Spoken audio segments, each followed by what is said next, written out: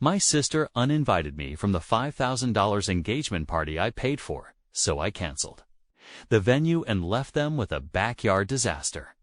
I'm a 31-year-old guy living in a small city in Nevada, about 4 hours from my hometown in California. I work as a garbage collector for the city. It's a union job with decent benefits and early morning hours. So I'm usually done by 2 o'clock in the afternoon most days. Do people swoon when I tell them I pick up trash for a living? Shockingly, they don't. But I get a steady paycheck, free afternoons, and contrary to what my family seems to think, I'm not sitting around crying about my life choices. Revolutionary concept, I know. Most mornings, I'm up at 3:30 at the depot by 4:15, and we're rolling out by 4:30. There's something kind of peaceful about the city when it's still dark and quiet, you know? Just me and my crew, the rumble of the truck, and getting done while everyone else is still drooling on their pillows. My route covers the north side of town, a mix of residential and some commercial areas. The commercial dumpsters are where things get interesting. See, here's what nobody in my family knows. For about 4 years now, I've been running a side hustle that's turned into a serious business. I find rare car parts, restore them, and flip them for some serious cash. Some of this stuff I spot on my routes. You wouldn't believe what people throw out when they clean their garages or when businesses close down. Other pieces I hunt down at auctions, estate sales, or abandoned places on the weekends. Like last month, found a 1969 Camaro air cleaner assembly sitting on top of a pile of junk outside an auto shop that was closing. It looked like trash, but I knew it was worth something. I took it home, spent a weekend cleaning it up, verified it was authentic, and sold it for $875 to a collector in Texas. The week before that, I pulled a set of vintage Krager SS wheels from behind a storage unit. The owner was like, "Just take them." After some restoration work, I flipped them for $1,200. Seriously, the stuff people throw away. I've turned it into about $120,000 in extra income last year. 6 figures from garbage. I got a business license, keep the books clean, and pay my taxes, but I keep it quiet. I don't post about it on social media or brag about it to family. I like flying under the radar. My coworkers just think I'm into old car stuff as a hobby. My family still sees me as just Remy, the garbage man. My sister Celine especially. She's always been the successful one. She graduated from USC, got her marketing degree, and works for some fancy cosmetics company in LA. She's got the designer wardrobe, the perfect Instagram feed, the whole deal. When we were growing up, she was the homecoming queen, debate team, captain, all that. I was the kid who liked taking apart engines in the garage and getting my hands dirty. So anyway, about 2 months ago, my dad called out of the blue on a Tuesday night. I was in the middle of refurbishing a Mustang carburetor, hands covered in grease, when my phone lit up. "Rummy, how you doing, son?" he said, sounding weirdly upbeat, which immediately made me suspicious. My dad's not exactly the cheerful type, unless he wants something. "I've got some exciting news. Your sister got engaged," he said, sounding like he'd just won the lottery. I wasn't surprised. Celine had been dating this guy Evan for about 2 years. He works in finance, or banking, or whatever comes from money. The whole package that would impress my status-conscious parents. "That's cool. Tell her congrats for me," I said, waiting for whatever came next because my dad never calls just to share news. There's always an angle with him. "Well," he continued, his voice extra casual now, "they're planning this engagement party. Celine really has her heart set on this gorgeous venue in Malibu. Ocean views, string lights on the terrace, the whole Instagram perfect setup." I frowned slightly. Wait a minute, I thought. Evan's family is loaded, right? And they vacation with senators, or whatever. He cleared his throat. "Well, yes, they are quite comfortable, but you know how these things work. The bride's family traditionally contributes to wedding events. Celine came to us about it, and well, I thought I would approach you." Something in my gut tightened. Why wouldn't she ask me directly? And if this dude was so rich, why were they scraping for deposits? The thing is, Dad said, his voice even more casual now, they're just a bit short on the deposit with everything being so, ... He didn't finish, but I knew exactly what he meant.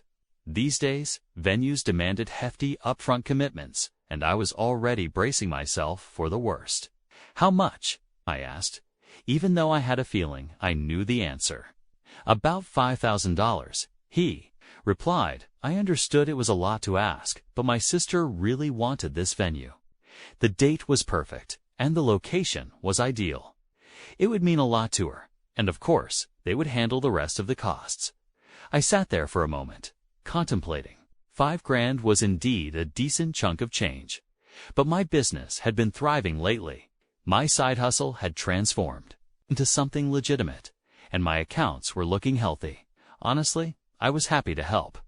Celine had always been into fancy parties. Even as a kid, she organized elaborate tea parties with our stuffed animals and insisted everyone use their formal voices. This was her dream engagement party, and if I could be the one to make it happen, why wouldn't I? That's what family does. She was still my sister, and seeing her happy on her big day was worth far more than $5,000. Yeah, sure, Dad, I can do that, I finally said, pushing away the small voice in my head that was raising red flags. Send me the venue details, and I'll wire the deposit. That's great, son. I really appreciate it, he said, sounding genuinely relieved. I'll text you the information tonight. And he did. The next morning, I sent the $5,000 from my business account. I even included a note with the transfer. Congratulations on your engagement. Looking forward to celebrating with you both. But Celine never even texted a thank you. Not a single word of acknowledgement. I thought, whatever, she's probably busy with all the planning. She'd thank me at the party. Weeks went by, and things started to feel off. I texted Celine asking about party details, but her responses were consistently vague. So, when's this thing happening? I'd ask. Oh, still finalizing details, she'd reply. 3 days later, Dad casually mentioned it was at the cliffside in Malibu. Looks nice from the website, I thought to myself. I texted her at 8:43 in the evening. So, should I book a hotel near the venue or crash at Mom and Dad's? Her reply was to probably wait until we locked down the final date.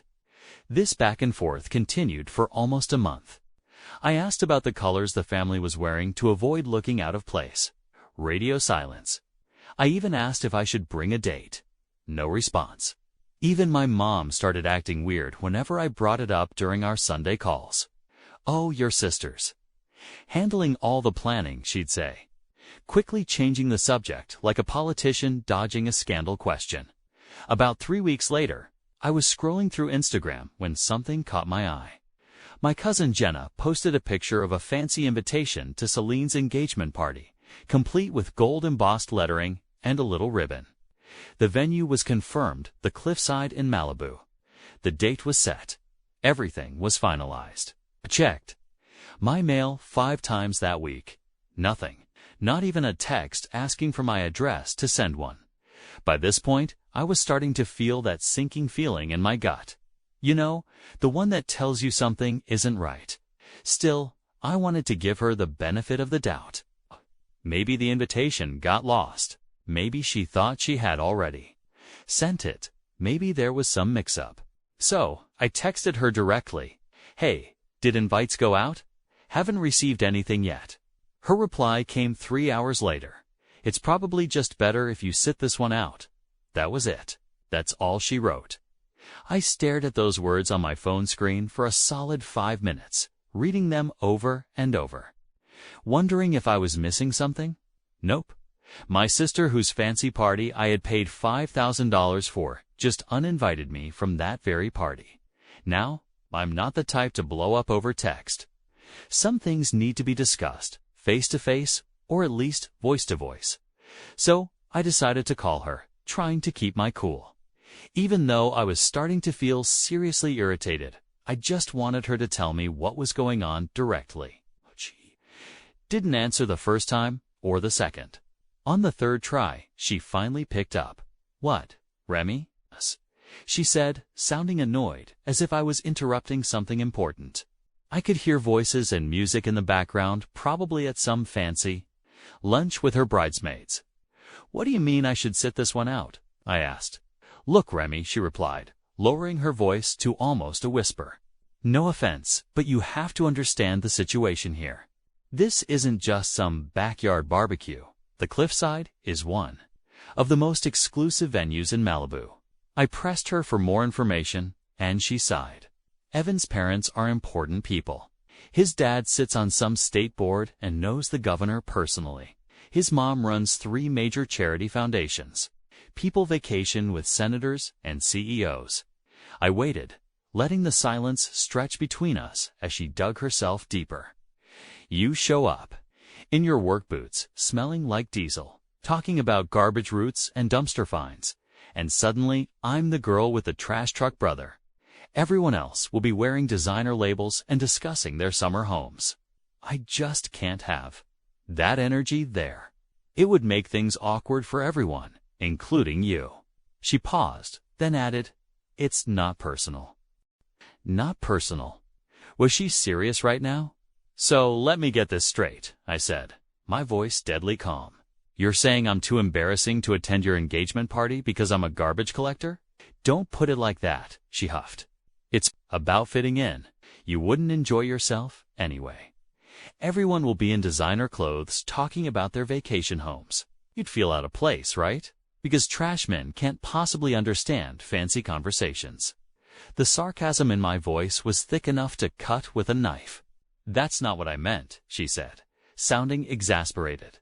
"Look, this is a really important night for me and Evan. His family has certain expectations. I can't afford any complications." "And I'm a complication?" I asked. "In this specific context, yes. I'm sorry if that hurts your feelings, but this is my future we're talking about." I took a deep breath, feeling something cold and hard settle in my chest. She had no idea I'd paid for her precious venue, and honestly, I didn't care enough to enlighten her. "Cool. Then my money's not personal either." "What? What money? What are you talking about?" she asked, sounding genuinely confused. I hung up and just sat there, staring at the wall like it owed me an explanation. The silence wasn't heavy, it was clarifying. That was the moment I realized exactly where I stood in their eyes. $5,000? No problem. Just wire it over. But a seat at the table? Nah, that's too much. Wouldn't want the trash man showing up and ruining the photo ops.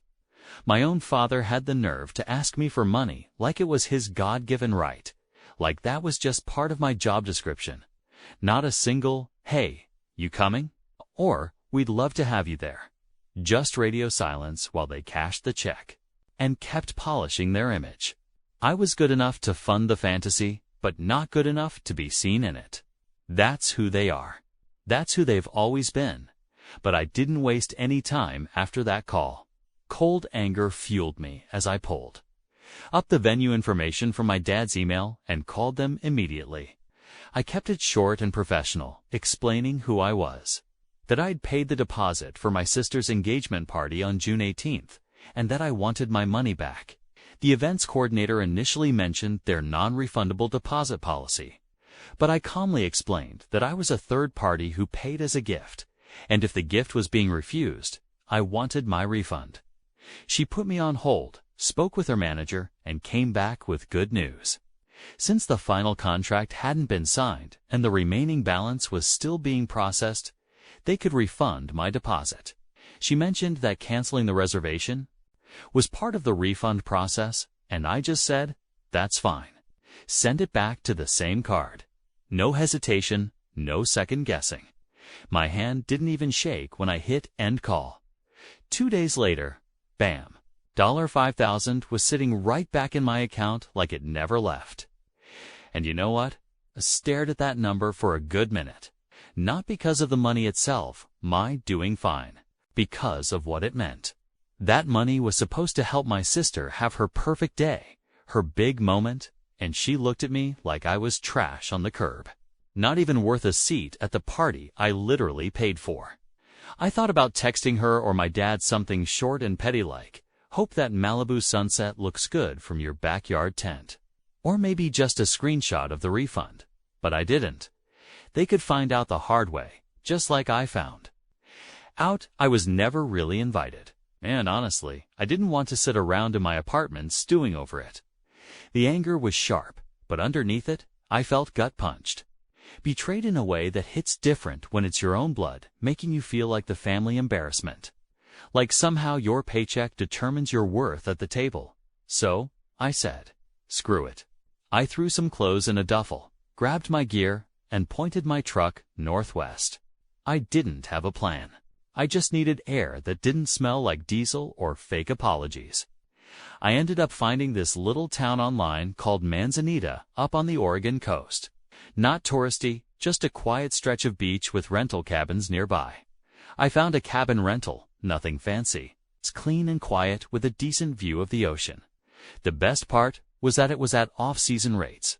The whole week cost me less than a single night would have at some hotel in Malibu near Celine's party. As I sat on the deck that first night, watching the sun set over the Pacific with a can of root beer in hand, I turned my phone on airplane mode. No calls, no texts, no social media, just the sound of waves crashing on the shore. For 5 days, I hiked the coastal trails, collected interesting pieces of driftwood, and started a project with one big piece that looked like it could make a cool lamp base. I ate at local dive spots and slept better than I had in months. The anger that had been building up began to fade, replaced by a strange sense of peace. 2 days before the party was supposed to happen, I gave in and turned my phone back on. It immediately started blowing up. Text notifications, missed calls, voicemails, dad calling, mom calling, Celine calling, over and over. I let them all go to voicemail, sat on that deck looking out at the ocean, and listened to them one by one. First, Celine, Remy. The venue called us. They said the deposit was refunded. What did you do? The party is in 4 days. Call me back. Right now. Then another from her an hour later. Remy, the venue canceled on us. What the hell happened? We need that space. Everything else is booked up. Can you just call me back? We'll figure it out. Please don't be petty. Then my dad's son, call us back right now. Your sister is crying. This is unacceptable behavior. Where are you even? My mom. Remy, please. Everyone's asking where you are. The hall canceled, and we don't know what to do. 6 more from Celine, each more desperate than the last. 3 more from Dad, getting progressively angrier. 2 from Mom, guilt-tripping me about family sticking together. Not a single one apologizing for excluding me from the party. I turned my phone back to airplane mode and went for another walk. On the beach, I stayed in Oregon until the day after the engagement party was supposed to happen. When I finally turned my phone back on for good, I had 43 missed calls and too many texts to count. I ignored most of them, but did text my cousin Jenna. Hey, how'd the big party go? Her response came fast. Oh my God, where have you been? Was a disaster calling you now? When I picked up, she was practically cackling. Dude, it was the biggest show I've ever seen, she said without even saying hello. So, the fancy engagement party ended up being a last-minute tent setup in my parents' backyard. No way, I said, trying not to sound too pleased. Oh yeah, but wait, it gets better, Jenna continued. According to her, it rained not just a sprinkle. We're talking a total downpour. Mother Nature must have really wanted in on the drama. The tent they managed to rent last minute leaked in 3 places. The rental company brought the wrong size, so it was cramped with 50 people jammed in there like sardines. The catering company got confused about the address change and showed up 2 hours late. Half the guests left early, Jenna continued. Celine spent most of the party crying in the bathroom while her future mother-in-law kept asking loudly, couldn't they afford a proper venue? It was brutal. Apparently, Evan's dad kept making comments. Like, when we hosted our engagement party, we had it at the country club. Real subtle digs that everyone could hear. So, how'd they explain what happened with the venue? That's the best part, Jenna said, lowering her voice even though she was alone in her apartment. Celine tried to blame the venue cancellation on administrative errors, but then your Aunt Carol blurted out, "Isn't it because Remy pulled his money? Where is he anyway?" I almost dropped my phone. She didn't. Oh, she did. In front of everyone, including Evan's entire family. That's when the whole truth came out in front of everyone, including Evan's entire snooty family. You should have seen Evan's face, Jenna said. He had no idea you were the one who paid for the venue. Your dad never mentioned it to him. Celine never thanked you because she apparently didn't even know. Your dad had just told her he took care of it. I sat down on my couch, taking this all in. So Evan knows everything now. Oh yeah, and get this. He did not look happy with Celine. They had this intense whisper argument in the corner, and then he just left. Didn't say goodbye to anyone. Got in his car and drove off, leaving Celine standing there in her fancy dress with mascara running down her face. After I hung up with Jenna, I checked my social media. I got a notification for a message request on my business page, the one for my car parts. Restoration business. It was from Evan. "Hey, I didn't realize you were the one who paid for the venue. I just found out what happened at the party. Heard what Celine said to you about your job? I want you to know that my dad was actually a garbage collector too. He did it for 11 years before going to law school. I respect what you do.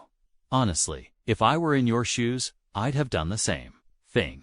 This doesn't excuse anything, but I think you should know that Celine's been under a lot of pressure from her friends to have this perfect engagement. Still, it's not right how she treated you. I'm really sorry, man." I didn't reply to Evan. I just screenshotted the message and saved it. Not for revenge or anything, but as proof that I wasn't crazy. I wasn't lesser. I was just inconvenient to their fake, perfect image. After the trip, I got right back into my rhythm in Nevada. I'd haul trash, clock out, hit the shop, restore parts, and then repeat. Same grind, same peace. I didn't tell anyone where I went. I didn't owe them that. About a week after I got back, my dad showed up at my apartment unannounced. He had driven for hours from California to Nevada just to confront me in person. That's how angry he was. It was around 6 o'clock in the evening. I had just finished dinner and was sketching out some designs for a custom restoration job when there was this angry pounding on my door. When I opened it, I found my dad standing there, face red, looking like he was about to blow a gasket.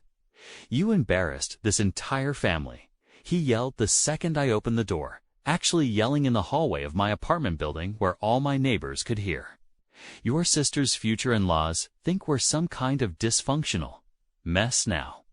I crossed my arms and leaned against the doorframe, not inviting him in. "Maybe you should have told me I wasn't good enough to attend before asking me for $5,000, I said. "That's not how it was," he sputtered, pushing past me into my apartment. "Really?" "Because Celine literally told me I smell like garbage and would embarrass her in front of Evan's important family." He paced around my living room, looking at my place like he was seeing it for the first time. And maybe he was. He hadn't visited in over 2 years.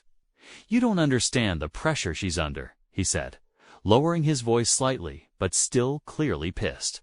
"Evan's family has connections. This marriage could mean a lot for her future, for all our futures. So, I'm what? Just supposed to bankroll her fancy life while staying hidden in the background. That's some family, Dad." She actually tried to defend it. "She's marrying into an important family. If you could have just understood and helped out anyway." "That's what family does." I laughed. That's what doormats do." "I'm nobody's ATM. $5,000. He scoffed. "It's not like that's a life-changing amount." Something about the way he said it made me pause, like he thought I'd emptied my savings account for this. Like he thought it was a huge sacrifice for me, but one I should have made anyway, because family. "You're right," I said calmly.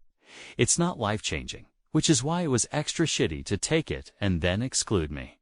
"Your sister made a mistake," he admitted, though it clearly pained him to do so. "But you've made it 100 times worse. Do you know what this looks like to Evan's family? Don't really care, to be honest. Well, he should, because now they're questioning whether Evan should even marry into our family at all. I shrugged. Sounds like a Celine. Problem? My dad stared at me like I'd grown a second head. What happened to you? When did you get so self-respecting? I offered, you left fuming, saying I'd ruined everything and better apologize. I closed the door behind him and went back to my sketches. The next day, my phone lit up with a call from Celine. No warning, no text, just her name flashing across the screen like a headache waiting to happen. I debated letting it ring out, but part of me wanted to hear what excuse she'd cook up this time. I picked up the second I said hello. She exploded. You humiliated me, she snapped. I had to explain to Evan's entire family why we were in some leaky backyard tent. His mother asked if we were having financial problems. Do you know how that made me look? I didn't even flinch. It's probably not as bad as telling your brother he's too trashy to attend the party he paid for. She went quiet for half a second, then launched into another tirade. You should have told me you paid for it. I snorted. You should have invited me? I was going to, she lied, her voice rising. I was going to explain everything, but then you pulled that childish stunt. Right? I said dryly. That's why you texted me. It's probably just better if you sit this one out. And then she ghosted me. Sounds inviting, right? She started spiraling into full meltdown mode. She claimed I ruined her special day, saying Evan was now questioning everything, as if that was supposed to make me feel bad. Then she said something that actually made me pause. Sounded so pathetic. Even my bridesmaids think I'm the villain now. I kept my tone calm. Even you didn't want me there because I didn't fit your perfect little social climbing fantasy. The thing is, the guy you're marrying actually respects what I do more than you ever did. And now everyone sees exactly who you are. Her tone shifted, sharp and bitter. So, what? You think you're better than me now? Ha! I leaned back in my chair, calm as ever. No, I just finally figured out I'm not less. And I hung up. The next few weeks were filled with radio silence from my family. No calls from Mom, no texts from Dad. Definitely nothing from Celine. I just kept doing my thing. Work, my side business, and weekend hikes when the weather was nice. I used some of that refunded $5,000 to buy a specialized tool I'd been eyeing for restoration work. Then my cousin Jenna called again. She had become my main source of family intel at this point. She started bursting with news. The fallout from your sister's party disaster is still going strong. What happened now? Asked, genuinely curious. 3 of her bridesmaids quit. Jenna said gleefully, including the 2 who came to your place. Apparently, they were pretty disgusted by the whole thing. One of them, Madison, told everyone that Celine was classist and toxic. I couldn't help but laugh. No way. Oh, it gets better. Evan's mother is now insisting on getting to know both. Family's better, which means weekly dinners where Celine has to pretend to be nice to you, even though you're not there. So, it makes for really awkward conversations where they all dance around the giant elephant in the room. And how's my dad handling all this? I asked. Uncle Phil is in full damage control mode. He's been telling everyone that you're going through something and that you're jealous of Celine's relationship. But nobody's buying it, especially since the truth about the venue money came out. And my mom, Jenna's voice softened a bit. Aunt Sarah seems pretty torn up about the whole thing. She's not taking sides publicly. But I overheard her telling my mom that they need to fix Remy before he ruins Celine's chances with Evan's family for good. About a week after my dad's dramatic visit, there was another knock at my door. One was softer, more hesitant. When I opened it, my mom was standing there with a strange smile. "Can I come in?" she asked, already stepping forward without waiting for an answer. I moved aside, watching as she surveyed my apartment with barely concealed disapproval. Her eyes lingered on the grease-stained work clothes draped over a chair and the car parts catalog on my coffee table. "Remy," she started, settling herself on my couch like she was afraid it might be dirty. "We need to talk about your future. Here we go." What about it? I kept my voice neutral, already knowing where this was headed. Don't you think it's time you found a different career path? Something more respectable? She said it gently, as if suggesting I change my shirt, not my entire livelihood. This garbage collecting job is fine as a temporary thing, but you're 31 now. I like my job, I said simply. She sighed dramatically. But look at what just happened with Celine's party. That kind of humiliation is going to follow you forever if you keep doing this work. People judge Remy. That's just how the world works. I stared at her in disbelief. Are you seriously saying that me being excluded from Celine's party was somehow my fault because of my job? I'm saying that actions have consequences, she replied. If you had pursued a more appropriate career like we always encouraged, none of this would have happened. Appropriate? I could feel my blood pressure rising. You mean like Celine, following the path you and Dad laid out? Your sister has made something of herself, Mom said defensively. She has connections, a future, and now she's found a wonderful man from a good family. A family whose patriarch was once a garbage man, I cut in. Did you know that Evan's dad collected trash for years? She waved her hand dismissively, but he moved on to better things. He improved himself. And I'm what? Just permanently garbage. Because of my job, don't be dramatic, she huffed. I'm just saying that it's time to grow up. Find something that doesn't embarrass the family every time someone asks what you do. I felt rage building in my chest ears of pent-up frustration bubbling to the surface. That's rich coming from you, Mom. Real rich. What's that supposed to mean? If you want to talk about growing up and making something of myself, where was this concern when I needed help with college tuition? When I got accepted to that automotive engineering program, and you all said it was too expensive. ... I knew I'd have to figure it out on my own.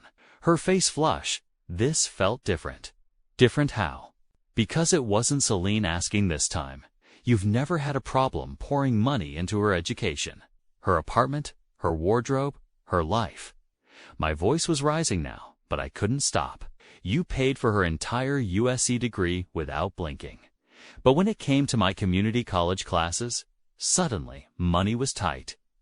We gave you both what you needed, she said defensively. You gave Celine what she wanted, and me what you could spare. You never once asked what my plans were or what I wanted to do with my life. You just assumed I'd failed because I didn't follow your blueprint. She looked away, unable to meet my eyes. We just wanted what was best for Celine, not for me. Never for me, I finished. And now you have the nerve to show up here and tell me my job is embarrassing you after you set me up to fail from day one. That's not fair, Remy, she said, but her voice lacked conviction. That was it. The last straw. You want to know what I do, Mom, besides hauling trash? I walked over to my desk and pulled out a folder, slapping it down on the coffee table in front of her. Take a look. Hesitantly, she opened it. Inside were my business tax returns, bank statements, and some photos of my restored parts with their selling prices. Her eyes widened as she flipped through the pages. You made this much from car parts? Yeah, from garbage. The stuff people throw away that I find value in, I said, unable to keep the bitterness from my voice. I've been running this business for 4 years. Not once did you or Dad ever ask enough about my life to find out. Her demeanor shifted instantly, the disapproval in her eyes transforming into something I recognized all too well. Opportunistic. Calculation, Remy. This is wonderful. Why didn't you tell us? She said, practically beaming now. You know, with this kind of income, you could really help your sister out. She and Evan are looking at apartments in Brentwood. Such a nice area, but the rent is astronomical. I stared at her, dumbfounded. Are you seriously asking me to pay for Celine's rent after everything that just happened? Well, it would be a lovely gesture. Show everyone you're sorry about the party fiasco and that you want to make amends. Her smile was honeyed poison. It would mean so much to her and to the whole family. I laughed, a hollow, disbelieving laugh that made her smile falter. Get out. Her eyes widened. Excuse me, get out? I walked to the door and held it open. You didn't come here to apologize. You came to shame me into falling in line. And when that didn't work, you thought you'd cash in on my success instead. A success, by the way, that came from the very job you just spent 10 minutes telling me was humiliating. Remy, you're being unreasonable. No, what's unreasonable is driving for hours to tell your son he's an embarrassment. Then asking him for money. My voice was dead calm now. I'm done being the family ATM that you're ashamed to acknowledge in public. I'm done with all of it. She stood up, clutching her purse to her chest like a shield. You've changed, she said accusingly. You've become bitter. No, I've just stopped accepting scraps from people who think I belong in the trash. I gestured to the open door. Don't come back. Not until you're ready to see me for who I actually am. She left without another word, her back rigid with indignation. As her car pulled away, I felt lighter somehow, like I'd finally taken out the garbage that had been stinking up my life for years. Life went on. I kept working my routes, flipping parts, and actually expanded. I got a second storage unit for my business and started thinking about maybe renting a proper workshop space instead of just using my apartment. Jenna kept me updated on the family drama. The engagement was hanging by a thread, she told me during one of our calls. I didn't really care at that point. I even thought about blocking Jenna, too. That girl thrives on drama and would never stop. My dad kept trying to make me the bad guy, telling relatives I was jealous of Celine's relationship and sabotaged her party. Nobody bought it. The truth had a way of spreading, and in this case, the truth made Celine and my parents look pretty bad. I never posted anything about the whole situation except for one thing. Just a picture of a 1964 Mustang intake manifold. I'd restored and sold for $3,600. The caption just said, "Trash is just treasure that landed in the wrong hands. Let them figure that one out." Meanwhile, I was thriving. My business expanded enough that I finally leased that workshop space I'd been eyeing. I even hired an assistant to help with the workload. I started getting orders for cleaning and basic restoration work from collectors as far away as Europe and Japan. It turns out that being the garbage man nobody wanted at the party was working out pretty well for me. Salon's life, on the other hand, took a nosedive.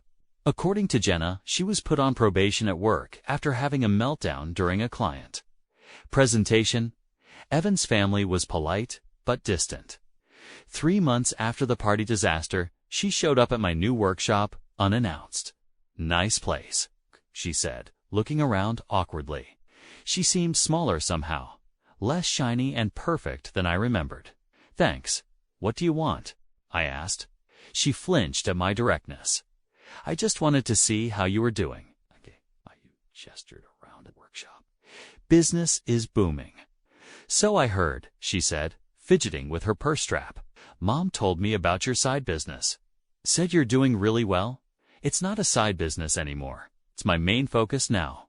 I just do the garbage routes 3 days a week." She nodded, clearly uncomfortable. "Remy, I'm sorry about what I said at the party. Are you sorry because you meant it, or sorry because it blew up in your face?" She didn't have an answer for that. That's what I thought. I turned back to the carburetor I'd been working on. "Anything else?" "Evan and I broke up," she blurted out. "He said he couldn't marry someone who would treat her own brother that way. Said it showed a character defect." Her voice cracked on the last words. I didn't feel the satisfaction I thought I would. Just a hollow sadness for her. "That sucks," I said. "Honestly. I'm sorry it didn't work out. Are you?" She looked surprised. "Yeah. Despite everything, you're still my sister. I don't want you to be unhappy." I set down my tools, "But I'm not going to pretend what you did was okay either." She nodded slowly. "I've been seeing a therapist, trying to figure out why I care so much about what other people think. Why I was so willing to hurt you to impress people I barely knew." "That's good," I said. "That's a start." We didn't hug when she left. We weren't there yet, but we did agree to meet for coffee sometime. Baby steps. The truth is, if Celine had just invited me to that party, none of this would have happened. I'd have shown up, kept to myself, and gone home. No drama, no revelations, no change. Sometimes it takes getting thrown out with the trash to realize what's really valuable. And sometimes the best revenge isn't revenge at all. It's just standing your ground and watching people realize exactly who belongs in the trash. And it ain't the garbage man.